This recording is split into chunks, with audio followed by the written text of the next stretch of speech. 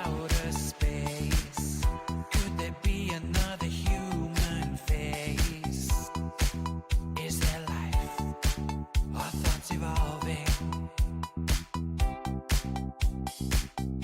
Who's to say what we cannot see? Am I you? Are you really me? Are we believing? Or just perceiving? Hello there and welcome to Season 2, Episode 5 of Weave Your Web Revived. I've been trying so hard not to say that in a way that sounds like a nursery rhyme. But it just keeps coming out very rhymey. So I guess that's just how it's meant to be said. How are you doing? Welcome on in. I hope you've had a lovely time since the last episode. I am your host, celebrity psychic Tor James Faulkner, and I am very excited and a little bit nervous about this episode. So, if you've seen the information for the show already, you'll already know what's going on. But there is a surprise guest coming on this episode of Weave Your Web. And I should say, some of the content in this episode might skew a little bit more towards the adult areas than normal. So just keep that in mind. Maybe if you have children or if you're listening in public, maybe pop your earbuds in. We're going to read an article, first of all, from the Metro. And the headline is, "Experts finally explain why celebrities are always getting banged by ghosts." From pretty much the start of human history, there have been stories about humans making contact with the other side. But why does it seem to happen so often to celebrities? And more specifically, why do so many of them have sex stories about the encounter? Now you know why I was saying to pop your earbuds in. This week alone, John Cleese said he had been sent a message from his late Monty Python co-star, Graham Chapham, while in a more explicit story, celebrity Big Brother star Lauren Simon shared her heartbreak after being dumped by a ghost she had sex with. She insisted, "I haven't had a whispering of a ghost, I have had full-blown sex. I'm not going to be a ghostly booty call. I've got my self-respect to think of." Lauren is far from the only one. Lucy Liu, in a 1999 interview, said, "A ghost came down and made love to me, comparing it to something that might have happened to Mary, apparently referring to the mother of Jesus Christ." Kesha said she went to the Bone Zone with a ghost. Model Anna Nicole Smith insisted she had relations repeatedly with a spirit. And Dan Accord, I hope I'm saying that correctly, claimed an entity got into bed with him, potentially the inspiration for that infamous Ghostbusters scene. Of course, it's not just celebrities who have these encounters. A woman in Northern Ireland married a 300-year-old Haitian pirate named Jack after she told him she wasn't cool with having casual sex with a spirit. "And I wanted us to make a proper commitment to each other." But what actually causes this spiritual, sexual phenomenon?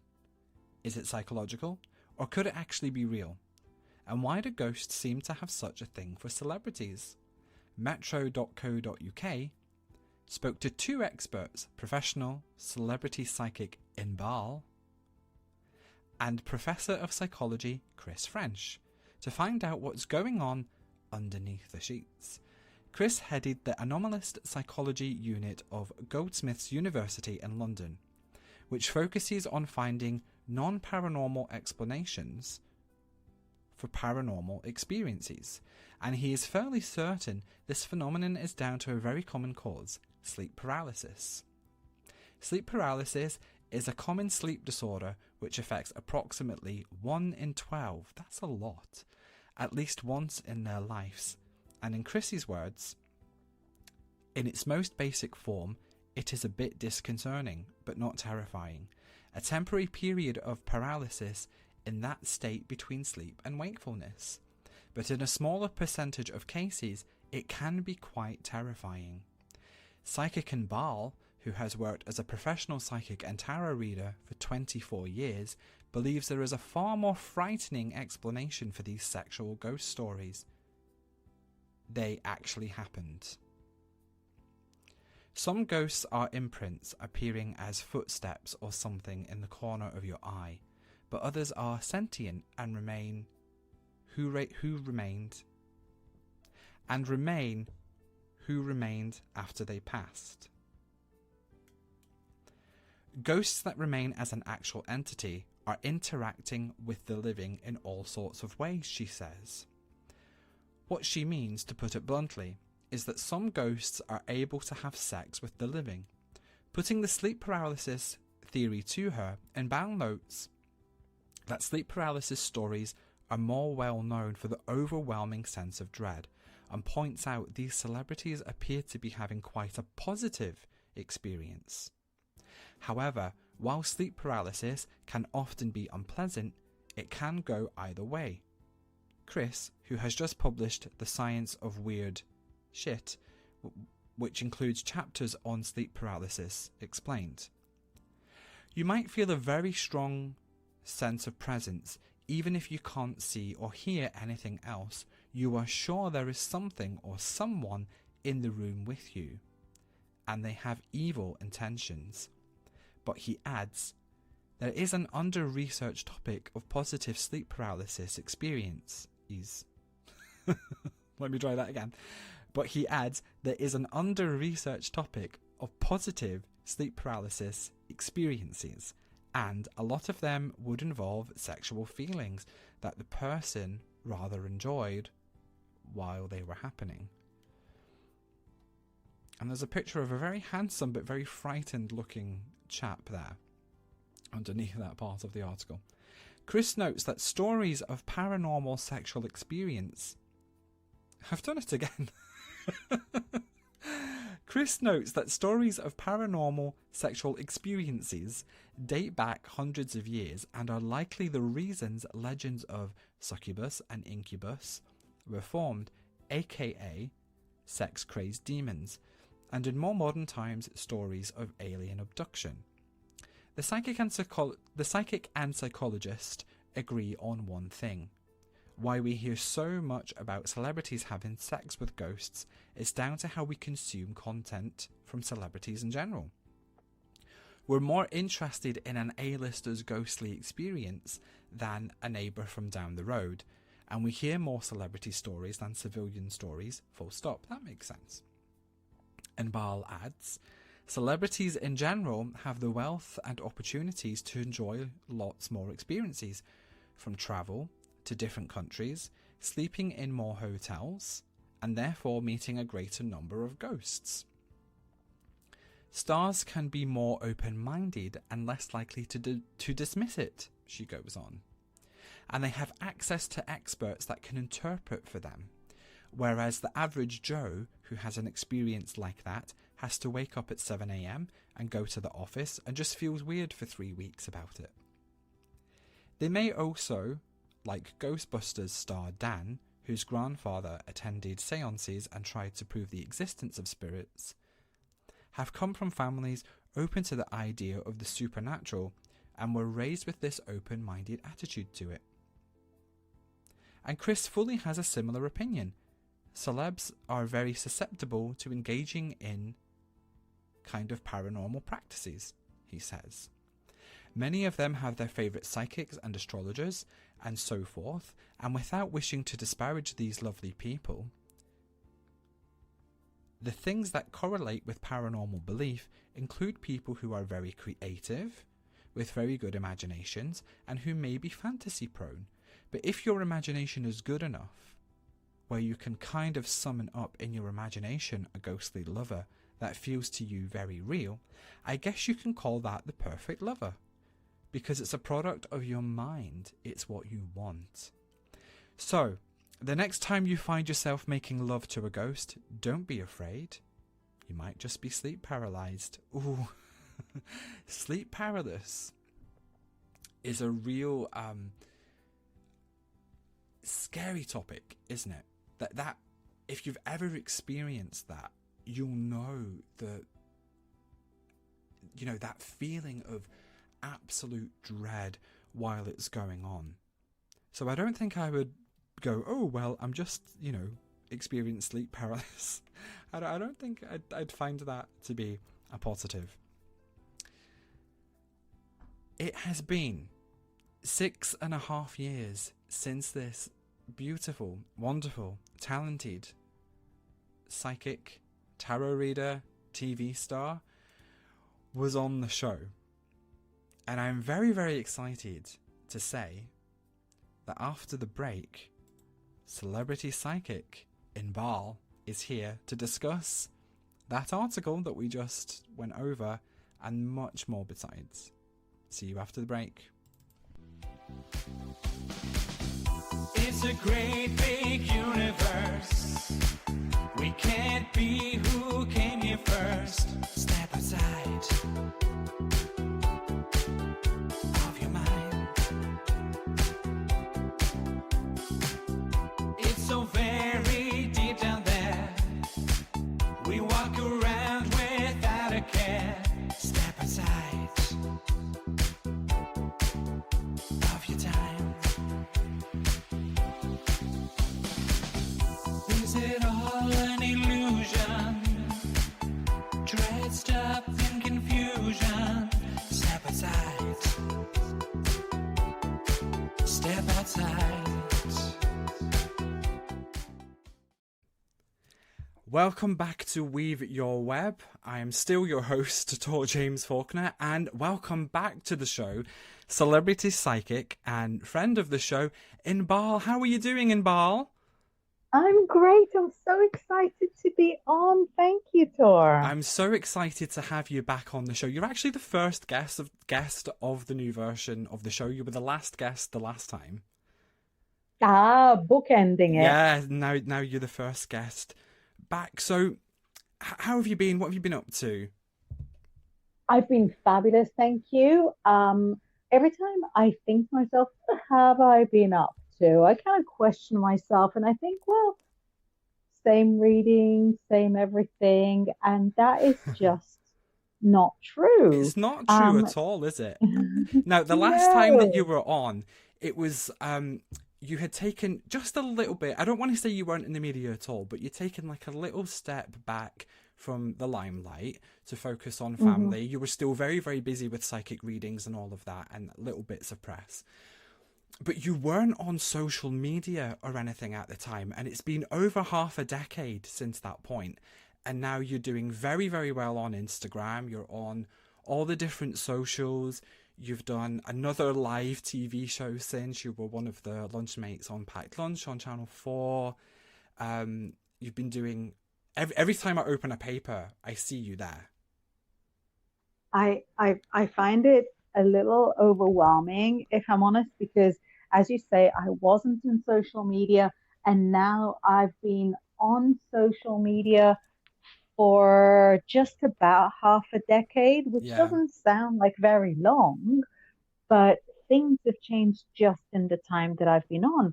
And when you're on social media, people can get to you immediately all the time. So a couple of months ago, I was featured in a very big article in the Mail. I'm okay to say which publication? Yeah, absolutely. And the idea of the article was that I teach the journalist how to connect with her psychic skill so that she can herself talk to her dad in spirit. So it was a big article, but really sort of very specific for, for teaching, for learning.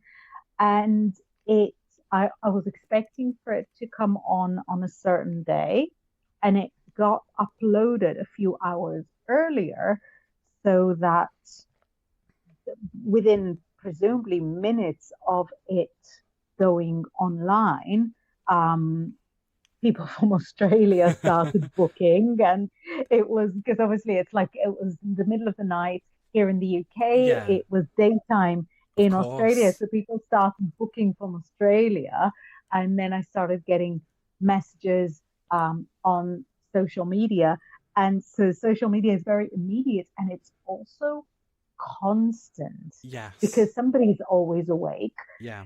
So, so all of my reasons for not wanting to do social media, for how constant it is and how it can be very anxiety inducing because it's always on, all of those reasons are true, Hmm. but also it's been so incredible to be able to create brand new communities thanks to social media Yeah. and to be able to associate directly with authors and event organizers and other psychics who I wouldn't have had the opportunity to necessarily work with or reach out to. Yeah. Um, and I have found, I mean, I'm still officially, if anyone asks, and I hope they don't, officially, I still hate social media.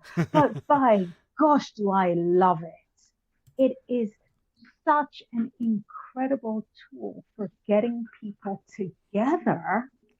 And the past half a decade, I think, has been hard for people socially. But thanks to social media, all of us were a lot less alone. And so, thanks to social media, um, I have found a completely new way of relating to a whole generation of readers Yeah. and journalists and editors and producers. And it's been a very fruitful few years since the last time I visited your wonderful show.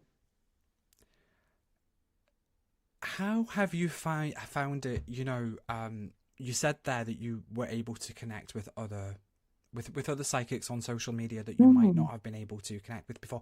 How are you finding that? How are you finding the interactions with other psychics? I thrive on it. I absolutely adore speaking to other people who are also psychic and tarot readers and pagan and witchy and stuff. And um, I'm not like a big social media person, but I've always had my toe in it a little bit. And I yes. really, really thrive on that because, like you say, it's people that you wouldn't necessarily be able to connect with under different circumstances because maybe they're, in the States or, like you were saying, you've got people coming from Australia. And so, how would you find that? Are you thriving on that as well? Does it feel. I find it so exciting because in the I suppose late 90s and mostly through the noughties. I was very, very active in person Yeah, in London on the pagan scene. So I knew all the witches in London. It's like yeah. one city. I attended all the rituals. I used to go to like Druid rituals and Wiccan rituals. And I felt, as people do when they're young, I felt like I knew such a lot. Hmm. And now, thanks to social media, I suddenly learn how the African American community will do house cleansing, Right, which is similar, but not exactly the same. right. Or I will be in touch with somebody from a Catholic Latin spiritual angle and they'll do things a little bit different. And I find it so, so exciting. I follow some people who are somehow connected to Norwegian and Swedish folk magic. Hmm. Um, Hi. La- Latvian, yeah, exactly. So I find it so exciting because it's also not just reading it in the magazine now, as Right. much as I love magazines. It's I getting love shiny, to colorful paper. Yeah, it's getting to experience it along with them some of the Yes, times, isn't it? Because they might go live or have the reels and they're yes. showing everything and showing how they're doing it and explaining it, and yeah, it's fantastic. And it can be really unpolished, and I adore that as well. Me too. So there'll be a witch sort of going around showing how she sages, and one of her toddlers will start climbing on her dress, so she'll pick them up Yeah. and carry on staging. And the fact that it's not all sort of very um, polished and, fakery Hmm. is so me. Is so me. I absolutely adore it. That And, that's Yeah, that's what I love God, about it too. It's so real. You're getting to see real people doing real things, and it's even, I think, a huge step forward from even 5, 10 years ago when people were making a yes, lot of YouTube videos and stuff, because YouTube had sort of become very, very polished, hadn't it? It sort of had to be yeah, very edited for the algorithm and swishy, and whereas like with Instagram and TikTok and stuff, it, like you say, the toddlers climbing up the dress and just joining in with the yeah, saging. yeah, exactly. And you've worked a lot in like studios and places that had Hmm. to be polished. I've worked a lot in live TV, and everybody at home, everybody's favorite thing is when live TV fails a little bit, Yeah, yeah, when somebody's caught on camera doing a rude gesture, yeah. or if Or the something lights go out. falls, lights go out, glass breaks, Yeah. lots of things. And what you get in social media lives or in social media reels or even in the YouTube shorts, the unpolished version, Hmm. is that all the time. The reason that all those mishaps were so popular on live TV is because we crave authenticity so much. And now, thanks to social media, we don't have to crave authenticity. It's there It's all the there. Yeah, time, it's right in your face. baked into the batter. Exactly. There is a little downside to it though, and I hope you don't mind me bringing this up. How are you Mm. handling the fake accounts? Now, I've had fake Mm. accounts occasionally, and usually on psychic platforms, and it's something that we've spoken about on the show here before, where people have to be very, very careful if they see like double accounts of a psychic. And I've gone into like all the explanations of that and how it's unfortunately spilled over onto places like Instagram and is absolutely rampant for somebody like yourself, who's a very high profile Yeah. psychic. um how are you handling, how does it make you feel? Like, does it make you feel icky? It's worse than that. When the fake accounts first started, Hmm. so I would say about 2020, when they started for me, Yeah. I felt extremely violated. I felt extremely violated. I thought, how dare you use my name, my photo? This photo is mine. It belongs to me. How dare you take it from me? This name is mine. It's my actual name.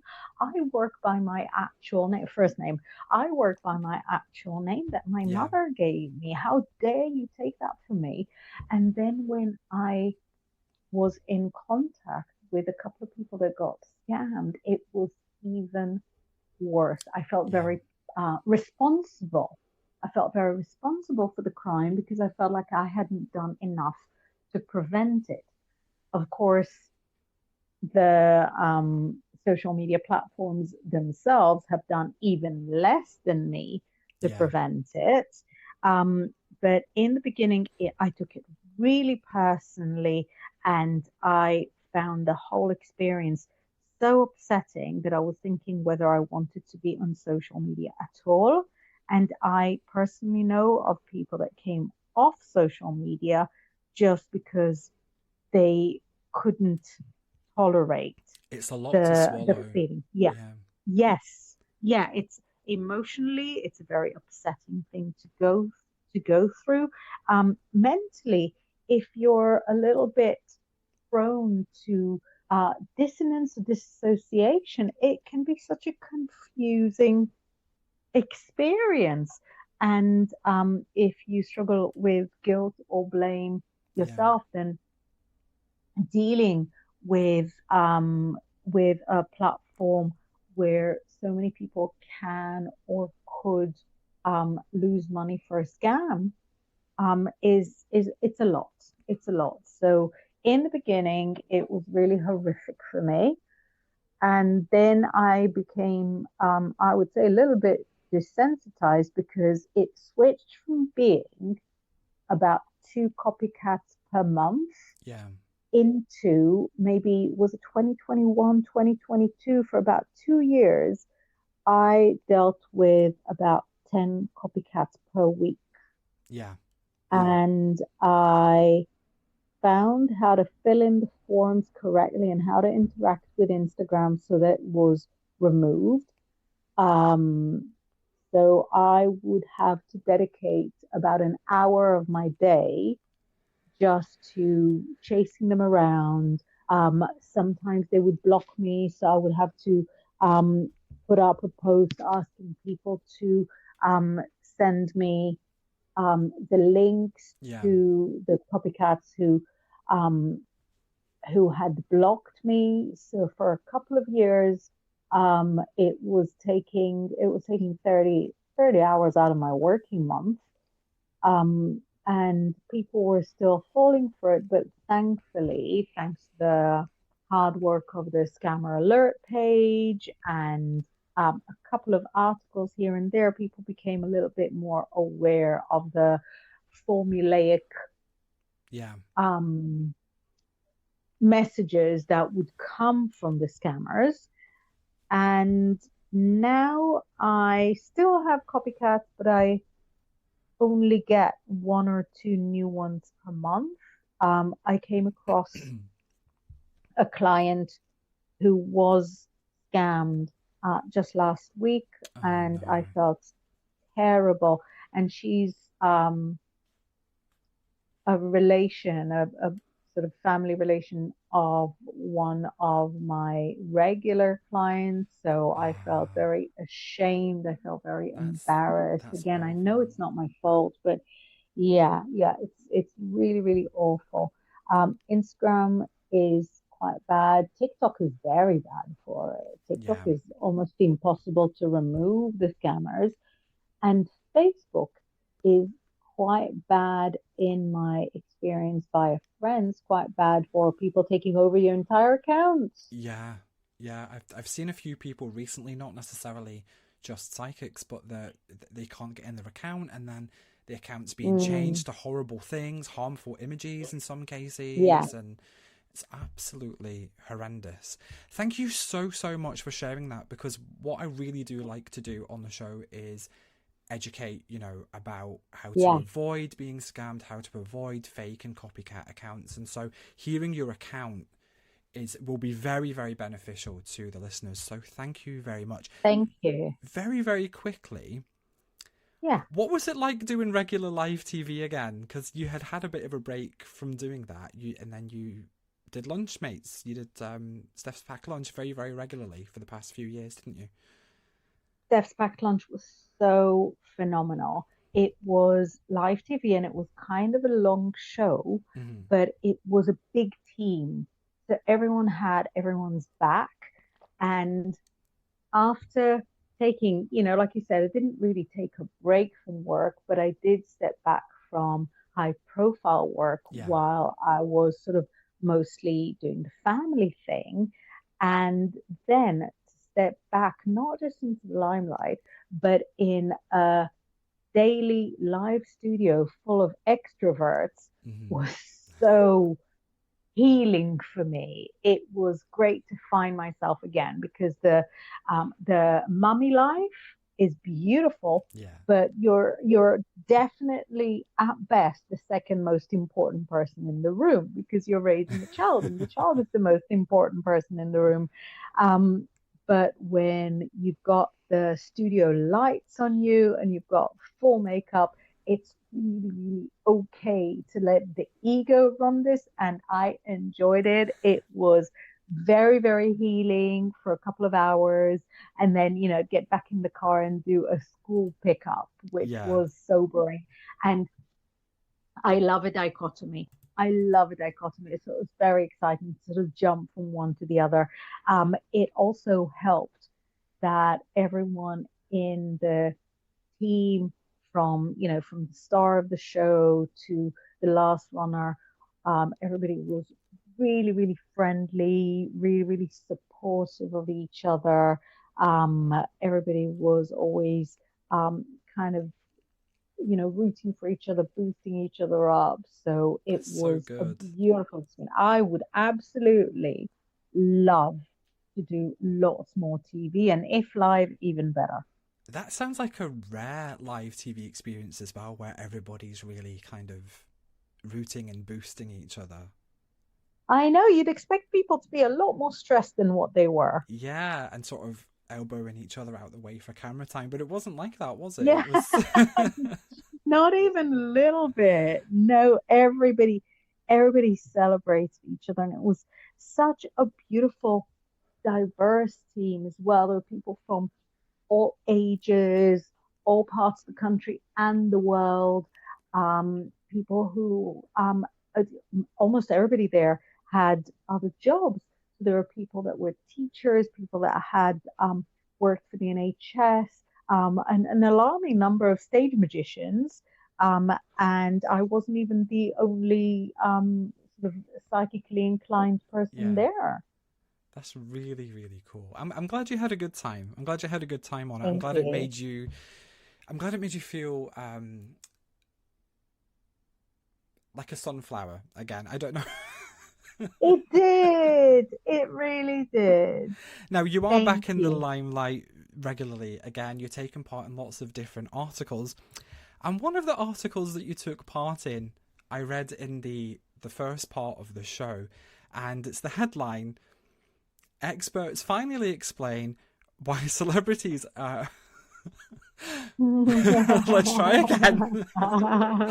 Experts finally explain why celebrities are always getting banged by ghosts. So, why is that, Inbal?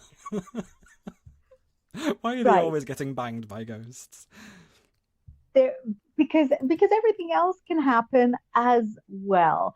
The scope of interaction with the other side, with the spirit plane, is not limited to just knocking on walls or for grandma's ring to suddenly be in the other room. Yeah, If ghosts can attain some kind of a presence in the real world and sometimes come as close as to touch people or hold hands or have a conversation with them, why not take it a little further? why not take it a Uh, little further? why not? I'm not saying it's something that happens all the time. I don't think people get all the time banged by ghosts, but it's something that I think it would be bizarre for us to see it as outside of the scope of possibility. Why wouldn't it be possible? Anything that Yeah. leads up to it is possible. The emotional connection, the interaction, the exchange of ideas, the physical possibility of touch. So if all the ingredients are there, you know, stir them up and put them in the oven. Yeah. As part of the article, they had psychologist Chris French try and explain it away as dream paralysis.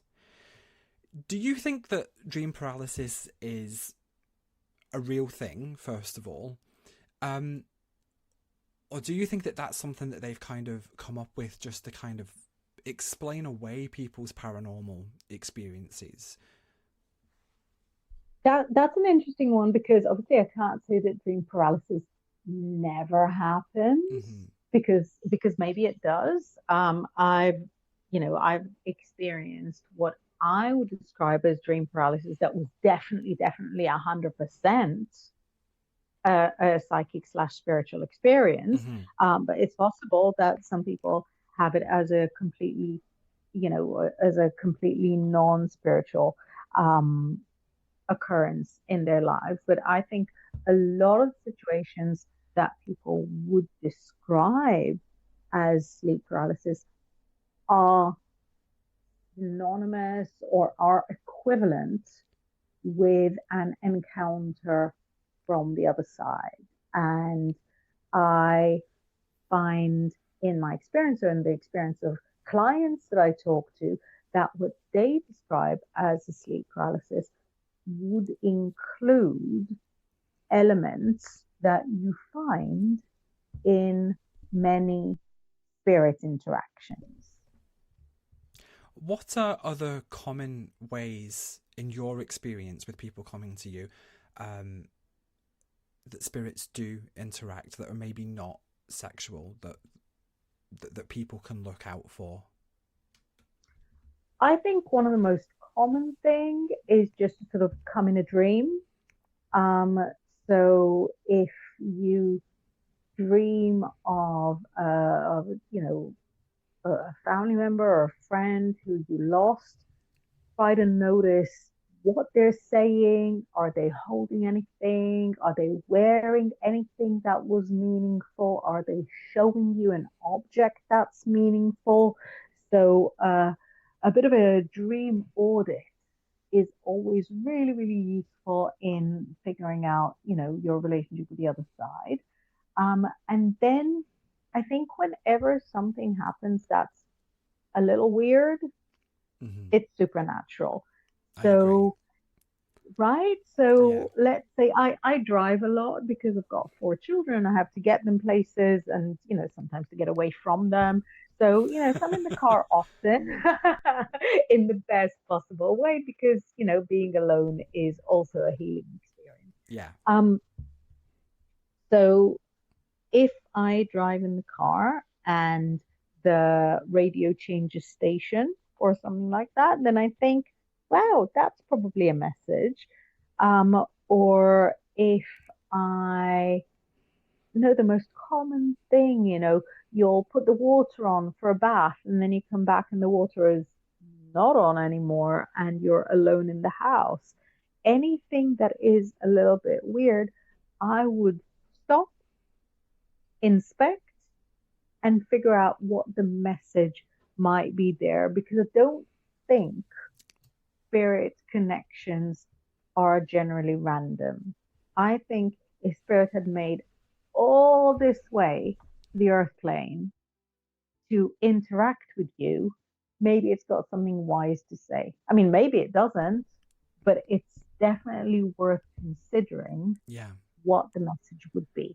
So those steps again were stop, inspect, and figure out the message. Yeah, I really, really like yeah. that. And this is a little bit of a Thank you. basic question, but it's really for the listeners. And not all the listeners have a lot of paranormal or psychic experience. A lot of them will not have readings and stuff regularly.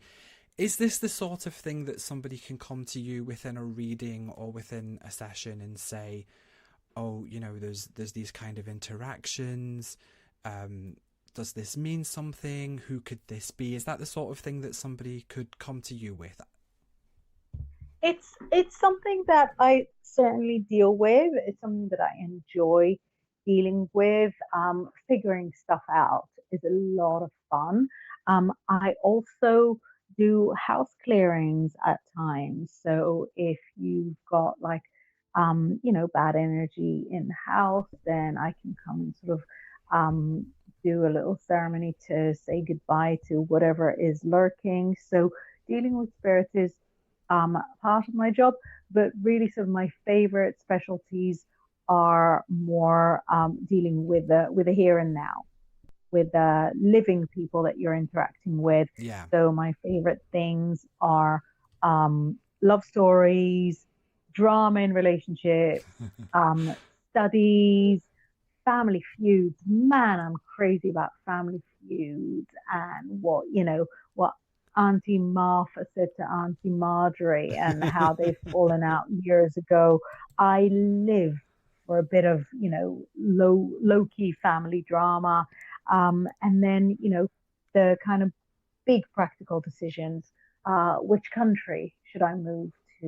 Which career path should I take? So I'm a very alive person, if you know what I mean. And I I do. enjoy, you do, and I I do. enjoy dealing with real life crossroads and real life, um, with the big decisions and the small decisions.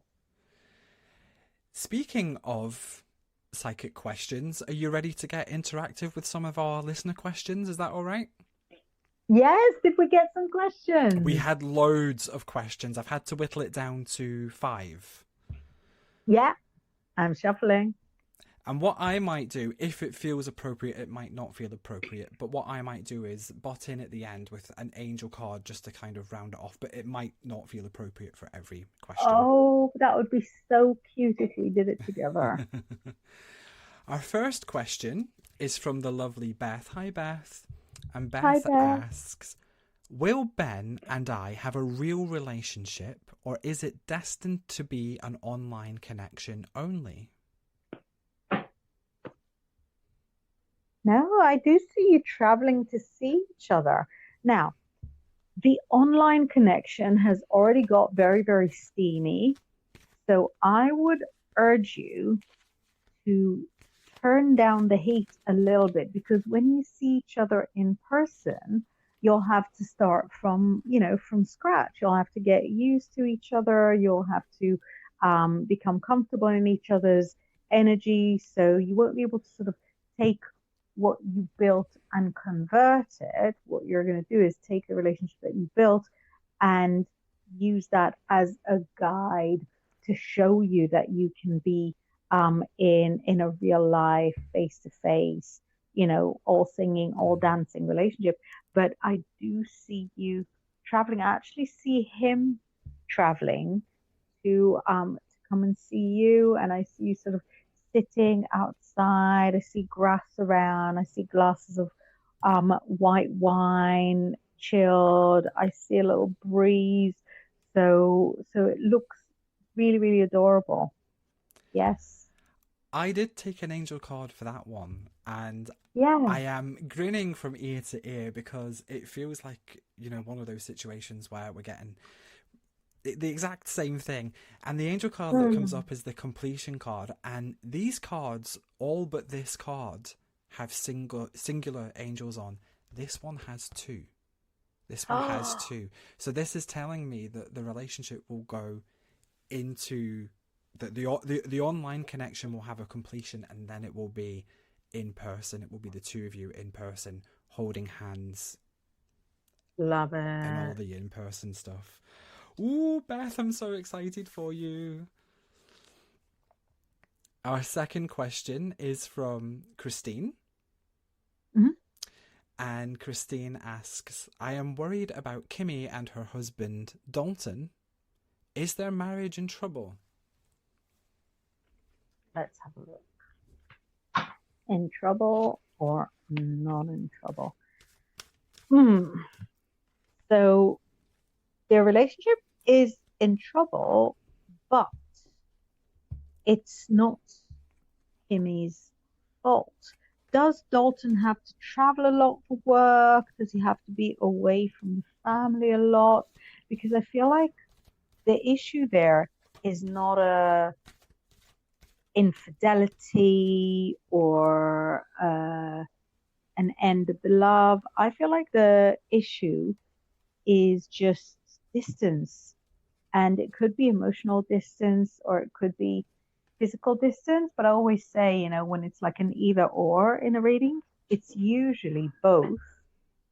And the distance looks like it's entirely Dalton's fault. Sorry, I don't want to sort of place blame, but I can't help it because it says that the lady in the story is doing everything she can to keep things together, but it's making her feel resentful as Mm. well. And of course, resentment is not the most productive emotion in a relationship. So it's a yes, really, to the question. But I think we've also got lots of little tips on how this is not terminal. Did you pull something? I did, and again, I also feel a yes. It is in trouble, and I got the Divine You card with Archangel Metatron, and the message Mm. with that is really that Kimmy needs to stop focusing on Dalton so much. She needs to focus more on herself. She actually needs to take a bit of a step back. I feel like there's maybe a bit too much hyper focus, and I do as well feel that he's often away, and she's focusing too much on maybe like what he's not doing that can't be controlled. She can't control what he's not doing or what he is doing. Yeah. And so that she needs to bring the focus a little bit back to herself, and then she'll be able to figure out what to do. I don't feel like it's over. I feel like it can be salvaged. I agree. Needs to be, isn't this always what we say though, but there needs to be a bit better communication on both sides. And yeah, it can be fixed though. So the trouble's there, but the trouble can be shooed away. Yes. Yeah, I agree. And our third question is from Joy. What a lovely name. Beautiful. And Joy simply asks, what's next in love? Let's have a look. What's next for Joy in love? I hope the answer is also joy. That would be lovely. She's a very joyful lady. I know Joy a little bit. Ah, that's good. Aha, it is joy. So we have a wonderful tarot card called the Sun coming out for Joy. And just like you described the angel card earlier as being the one with the two figures on, the Sun card in the deck that I read has two figures dancing together on a grassy mountain under the sun. So there is a relationship coming up. The fact that we've got the bright heat of the sun makes me feel like this will happen still within summer. So within end of June, July, August, and it shows somebody who's just like you, Joy, not somebody that you have to learn and figure out and see, will they like this, will they like that, but it looks like a relationship that is as easy as leaves falling off a tree. That's really, really spooky, because wow. I have taken the Archangel Michael card, safety. So this talks in terms of the question, Joy, this talks about somebody coming in who's going to bring you safety, security, someone who you're not going to have to prop up. They can pay their own bills, that sort of thing. But what's really, really drawing my attention in this card is that there's what looks like a sun at the top of Archangel Michael's staff, and there's also a blast of light behind him, like a sun. Oh, that's very telling. That is very telling. It's very spooky that we got... I mean, this would be the equivalent card. So, thank you very much for your question, Joy, and good luck with the new love. Amazing. Who have we got now? Our fourth question is from Maria, and Maria asks, so can I ask if I will move to a new house and get a new car in the near future? Let's see what changes are coming up for you, Maria. You get the house move and the car move soon, or not so soon. The house move is soon, the car move is not so soon. What it's showing me is that your first priority is having somewhere secure and safe and alone to lay your head and lock the door. It looks like you need your own space at the moment so badly that is the absolute top priority, and all of your energy is focused on that, and that seems to arrive, it says, before September. It looks like when you first visit the place, it might feel a little darker than what you're planning, because you're manifesting somewhere that is, so out of the way where you can hide, that's what sort of brings in the darker place. So you get some extra light and you light it up from the inside. The car, on the other hand, you're a little bit more choosy with. So you're going to look at a few options, take your time deciding, because you can still manage with the wheels you've got at the moment. So with a card, that will be more of a declaration of status, more of a declaration of pride in what you have. The home is much more urgent.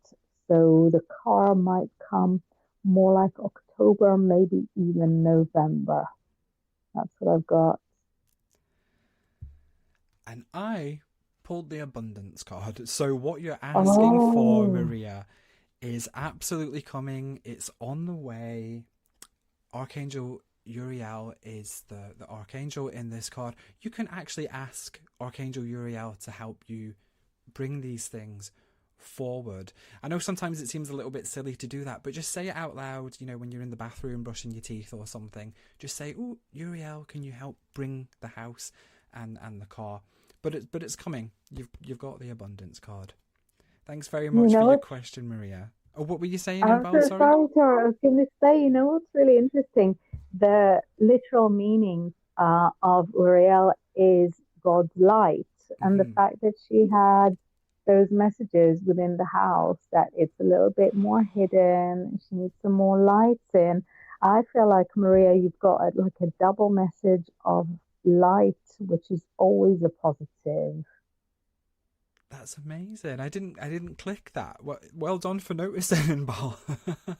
Oh, it's such a giggle. I really, really sort of love those old names. The archangel names are beautiful, aren't they? For the most part, Yeah. they're absolutely stunning names. There's one or two that I literally can't say though. They're Oh, they're spelled in such a way that my brain is just like can't pronounce them. So if you hear me not mentioning the angel on the card, that's why. that's a good reason. Now our final question is a little bit special. This lady had a question answered by you the last time that you were on Weave Your Web, Wow. and it's Angelic Michelle, and she's got in touch and she's asked, "When will I be able to move home?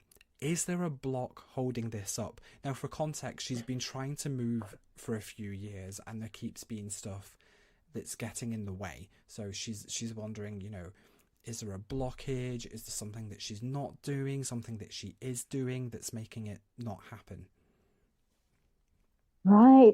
So amazing to hear from you, Angelic Michelle. And I've pulled out five cards because it is, obviously a more complicated situation. And yes, there is a block, but the block is not to moving. The block is to finding the right place because you are good at visualizing. And so you're able to see exactly what you want, and you've got all the little details, and you're like such a good manifester in knowing where you're going to put the flowers in the corner and what color the front door is going to be. You've got all the details, but your block is in your relationship around money and the belief that you don't deserve, your personal belief that tells you that you don't deserve a wonderful place to live. And so your whole manifesting wants to become, but it wilts in the face of your inability to accept that blessing. You've got all the steps correct, all the steps correct. Just until it gets to you believing that you deserve a wonderful place to live. And so, if you could just set that extra little step by either affirming, I deserve a wonderful place to live, or in affirming, the the home I see is on its way to me, deserve or not deserve, I'm getting it. But yeah, it's really funny because the block is not in how you're manifesting it. The block is just in a little corner ahead of the manifesting. Thank you for asking, Michelle. And just to add to that, I pulled the connection card from Archangel Metatron, And I feel like maybe part of the block, or part of the trouble in seeking the new place, is connection. Maybe there's too many connections to too many things in certain places. Or you want to be somewhere where you feel more connected to people, or a little bit of both. And it might be a little bit that you're struggling to find the balance between that, between, well, I want to be in this place roughly so that these people are here roughly, but I don't want to be in this place because this is connected to this, that, and the other. And some cord cutting work, and I know Angelic Michelle knows how to do that, some cord cutting work for the old connections that are kind of stopping you maybe being in certain places would be a really, really good idea. And Michelle, you know, it's in your name, you know, to ask Metatron to help with that. And, you know, when you go somewhere new and you want to be connected with certain people, new connections will also come. New connections will also come. I do see you being a lot more, when you do eventually have the new place, I see you being a lot more social, and I do see you being a lot more connected. So there isn't as much kind of sitting alone, which is what I'm seeing is happening a lot at the moment. I'm seeing a lot of sitting alone. So there's a lot less of that when you get to the new place. I really, really hope that helps, Michelle. And please do keep in touch and keep us updated. Everybody keep in touch and keep us updated. Yeah. Amazing. It was so much fun. That was lovely. Thank you so much for answering the questions, and thank you for letting me butt in with the angel cards. Not at all. It's so rewarding. It's so exciting to get to do readings together. It is. And the one thing that social media took away from us is being together with people all the time. So we're all very, very together, but we're also all very, very alone. So getting to do a together reading is such an incredible, empowering experience.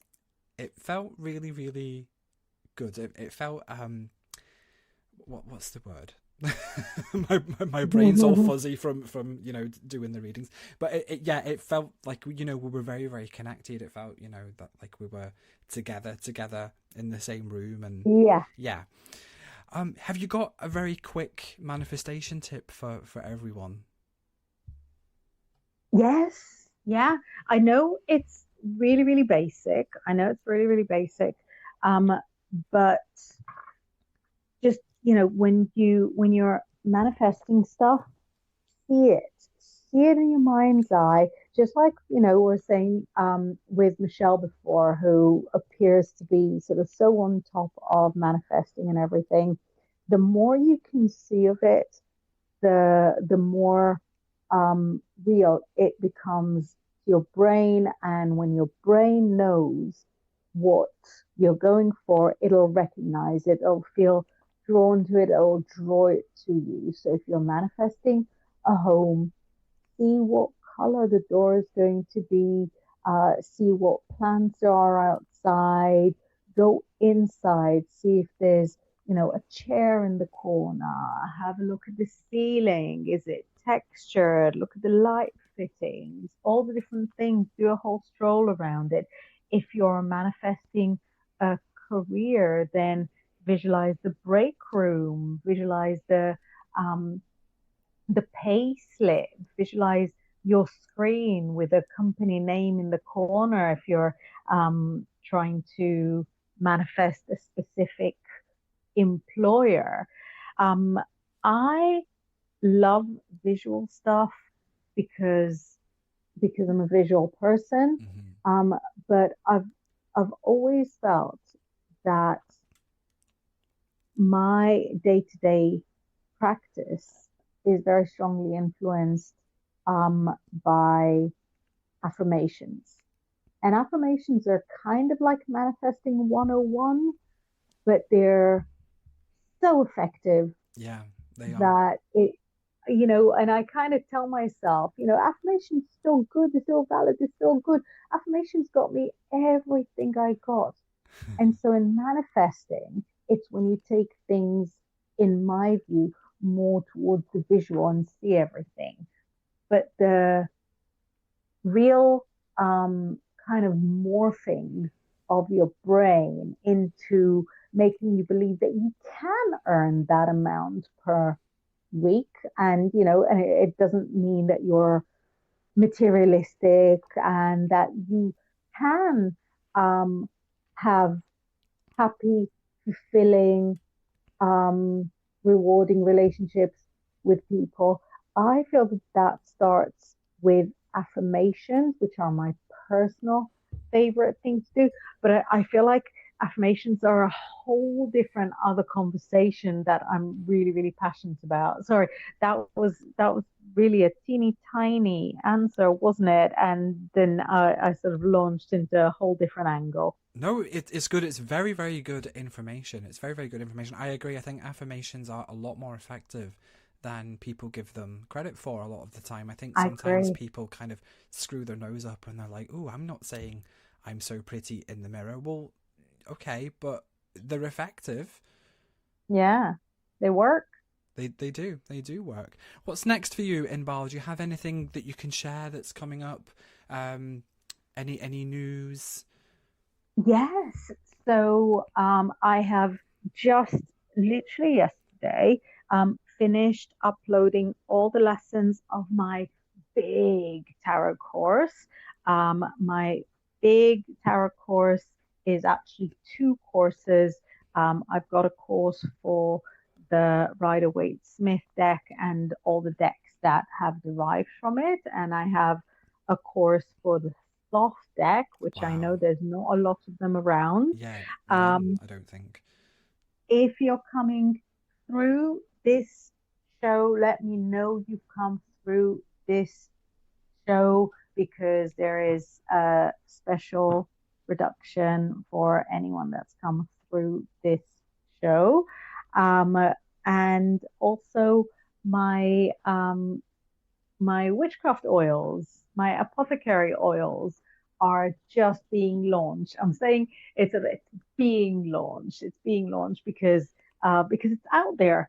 It's out there. Hmm. It's available. It's for sale. So I've got um, a range so far with exactly one product, a range of essential oil blends that are making no apologies about the fact that they are to attract the energy of your desired manifesting. They're also effective from the aromatherapy aspect, and I developed them with my good friend who is an aromatherapist and who hand blends all of them, um, but they also work and are specifically put together to work for rituals, for ritual baths, for attraction, Yeah. for protection, and for blessings. So, two huge things are That's happening for me now. amazing. That's Thank absolutely you. amazing. I'm really, really excited about the oils, and I'm especially excited to be able to point people in the direction of a Thoth specific course. That's amazing. Well done. Thank you so much. Thank you. I can't believe it's happening because, as you know, I've been working on the oils for well over a year, Hmm. maybe a year and 4 months, until it became a reality. And I've been working on the tarot course for about 2 years, maybe a Yeah, little longer. So I really can't believe that it's actually here. I can. Thank you. I can. And Thank you so much. where can everyone find you? Um, the easiest way to find me is on inbal.com because the scammers don't copy whole websites Right. yet.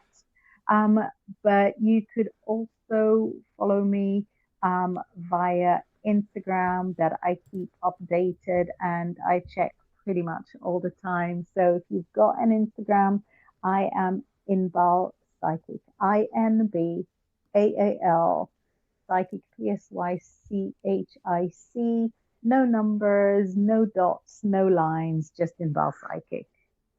And That will, of course, all be linked in the information in the show too. So if you have a little look around wherever you're listening to Weave Your Web, you'll find the details on how to keep in touch with the show, how to email the show, and how to get in touch with Inbaal. Thank you very, very much for coming on. That flew by. That was absolutely fantastic.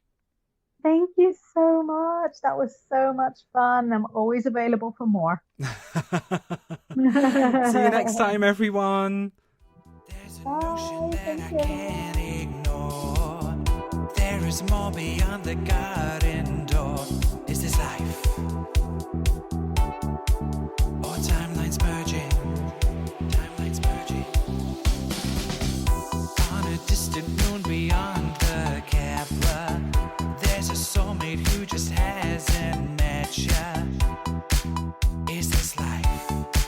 Just reaffirming. Who's to say what we cannot see? Am I you? Are you really me? Are we believing? Or just perceiving? It's a great big universe. We can't be who came here first. Step outside.